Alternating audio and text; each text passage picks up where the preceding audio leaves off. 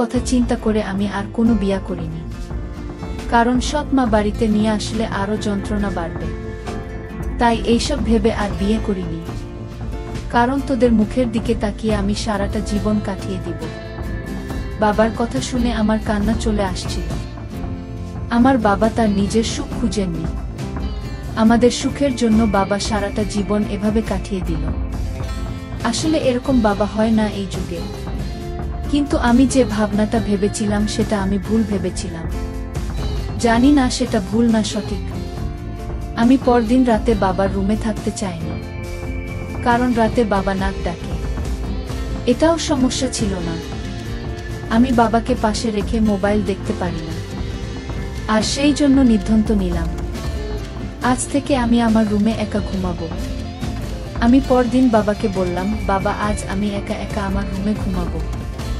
আর সেদিনেই ঘটলো আসল ঘটনা। আমি রাতে আমার রুমে যখন ঘুমাতে গেলাম, তখন বাবা আমায় ডাক দিয়ে বললেন, মাম্মি আজ তুমি তোমার রুমে একা ঘুমাতে ভয় পাবে না? মেয়ে আমার বলল, না বাবা, আমি তো দিন দিন বড় হচ্ছি, আর এখন আমার একা একা রুমে ঘুমাতে ভয় করে না বাবা, তুমি ঘুমিয়ে পড়ো। কিন্তু আমার চোখে কোনো ঘুম নেই। আজ 15 বছর ধরে আমি একা।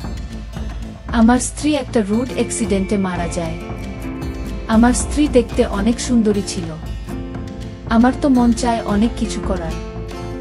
যাই হোক, আমার চোখে ঘুম আসছিল না। ঘড়ির কাঁটার দিকে তাকিয়ে দেখি রাত প্রায় 1টা বাজে। আমি আস্তে করে আমার মেয়ের রুমের দরজার কাছে গেলাম। দরজাটা ধাক্কা দিতেই খুলে গেল।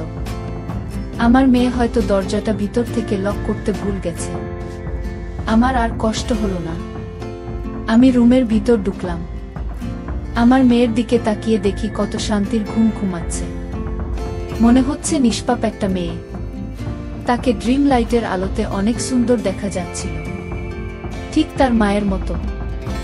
আমার কাছে মনে হলো এটাই বুঝি আমার স্ত্রী। আমার নিজের মেয়েটাকে দেখে আমার অন্যরকম অনুভূতির সৃষ্টি হলো। আমি ধীরে ধীরে মেয়ের বিছানার পাশে গিয়ে বসলাম। এক নজর তার দিকে তাকালাম। আমার অনেক ভয় করছিল, যদি আমার মেয়ে এখন জেগে যায় তখন কি ভাববে। আমি ভুলে গিয়েছিলাম এটা আমার মেয়ে শুয়ে আছে। এটা আমার জন্য একটা বড় সুযোগ। এসব ভাবতে ভাবতে হঠাৎ আমার মেয়ে জেগে উঠল। জেগে আমায় দেখে চমকে উঠল আর বলতে লাগলো, বাবা এত রাতে আমার রুমে কি করছো? আমি বললাম, কেন, আমি কি তোমার রুমে আসতে পারি না? কিন্তু বাবা, আমি তো দরজা লক করে ঘুমাচ্ছিলাম। তুমি রুমের ভিতরে ঢুকলে কি করে? আমি বললাম, মা তুই ঘুমানোর আগে দরজা লক করতে ভুলে গিয়েছিলি, আর তাই তো তোর রুমে আসতে পারলাম। বাবা, তুমি ইদানিং কেমন জানি হয়ে গেছো। যাও তোমার রুমে গিয়ে ঘুমাও। যখন তখন আমার রুমে হুট ঘরে চলে আসো। পরদিন সকালে আমি আমার মেয়েকে বললাম, মা গোসল করবি না? আমি চলে গেলে কে তোরে গোসল করাবে? মেয়ে তখন বলল, বাবা আজ থেকে তোমার আর কষ্ট করতে হবে না, আমি নিজেই গোসল করতে পারবো। আমি আমার মেয়ের কথা শুনে ভাবলাম, মেয়ে কি আমার মনের কথা জেনে গেছে? আরেক মনে ভাবলাম, সে আমার মনের খবর কি করে জানবে? আমি রাতে বাড়িতে ফিরলাম। ফিরে দেখি মেয়ে ঘরে বসে টিভি দেখছে। আমি আমার মেয়েকে জিজ্ঞেস করলাম, বৃষ্টি আজ তুই আমার রুমে ঘুমাবি? কারণ আমার শরীরটা ভালো না। আমি বাবার বাহানা কিছুটা বুঝতে পারছি, কারণ বাবার ইদানিং মনের ভিতর খারাপ কিছু চলছে। আমার বাবাকে সন্দেহর সৃষ্টি হলো। আমি সিদ্ধান্ত নিলাম, আমি আর বাবার রুমে ঘুমাবো না। বাবা ইদানিং পাগলের মতো হয়ে গেছে। আমি আজ আমার রুমে ঘুমাতে গেলাম।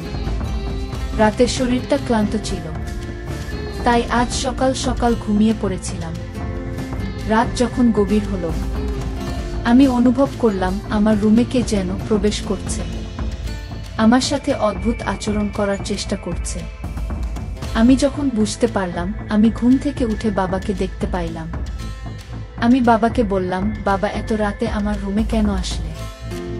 আর আমার সাথে এমন আচরণ কেন করছো? বাবা, তুমি ভুলে গেছো আমি তোমার মেয়ে। তুমি এখনই রুম থেকে বাহির হয়ে যাও। বাবা তখন চিৎকার করে বলল, আমি এই রুম থেকে যাব না। এই রুমে আমার স্ত্রী লুকিয়ে আছে। বের করে দাও আমার স্ত্রীকে। বাবার কথা শুনে আমি অবাক হয়ে গেলাম। আশ্চর্য তো বাবা, এসব কি বলছে? বাবা, আমি তোমার আদরের মেয়ে, তুমি এসব কি বলছো বাবা? তুমি যদি আমার সাথে খারাপ আচরণ করো তাহলে আমি ভুলে যাব তুমি আমার বাবা। বাবা আমায় বলল, আজ আমি মরে যাব তাও আজ এই রুম থেকে বের হব না। বাবার এমন কথা শুনে আমি বাবাকে একটা ধাক্কা মেরে ফেলে দিলাম। বাবা তখন অজ্ঞান হয়ে লুটিয়ে পড়ল। আমি তাড়াতাড়ি বড় আপুকে ফোন দিলাম। বড় আপু আর আমি বাবাকে হাসপাতালে নিয়ে গেলাম। বাবা 3 দিন যাবত অজ্ঞান ছিল। বড় আপু আমায় বলল, তুই নিজের বাবাকে ধাক্কা মারলি। আপু, তুই জানিস না বাবা প্রতি রাতে আমার রুমে আসতো, অন্যরকম আচরণ করার চেষ্টা করত। তাই আজ আমি বাবাকে কখন যে ধাক্কা মারলাম তা বুঝতে পারিনি।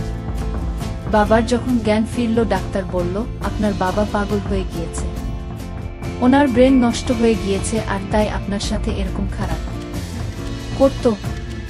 ডাক্তারের কথা শুনে আমি কান্না করতে লাগলাম আর বলতে লাগলাম, আমি বড় ভুল করে ফেলেছি। আমার বাবা জ্ঞান হারা ছিল আর তাই তো আমার সাথে এরকম করত। বাবা তো আগে এরকম করত না। আমাদের কথা শুনে বাবা বেড থেকে উঠে বসল আর আমাদের 2 বোনকে উদ্দেশ্য করে বলতে লাগলো, শোনো মা, ডাক্তার ভুল বলেছে, আমি পাগল নই, আমার মাথাও ঠিক আছে। আমি 15 বছর ধরে তোদের মাকে দেখি না, আর তাই সে আমার পাশে না থাকাতে আমি সারাক্ষণ চিন্তায় ডুবে থাকতাম। আমার কিছুই ভালো লাগতো না। কিন্তু আমার ছোট মেয়ে বৃষ্টির দিকে তাকালে আমার মনে হতো আমার স্ত্রীকে খুঁজে পেয়েছি, কারণ বৃষ্টি দেখতে হুবহু তার মায়ের মতো, আর তাই আমার মেয়ে হিসেবে বৃষ্টিকে দেখতাম। এতে আমার চিন্তা কমে যেত। আমি প্রতি রাতে তার রুমে গিয়ে তার কাপড় চোপড় এলোমেলো থাকলে আমি তা গুছিয়ে দিতাম। এটা কি আমার অপরাধ? আমার নিজের মেয়েকে স্নেহ করা কি আমার অপরাধ? আমার মেয়েকে আমি দেখতে না পেলে আমার খুব কষ্ট হতো রে মা। আমার মেয়েকে আমি সবসময় চোখে চোখে রাখা, সেটাও কি আমার অপরাধ? বাবার মুখে এমন কথা শুনে আমি হাও মাও করে কান্না করতে শুরু করলাম। বাবার পায়ে ধরে আমি বাবার কাছে ক্ষমা চাইলাম। বাবা, তুমি আমায় ক্ষমা করে দাও, আমি তোমাকে ভুল বুঝেছিলাম।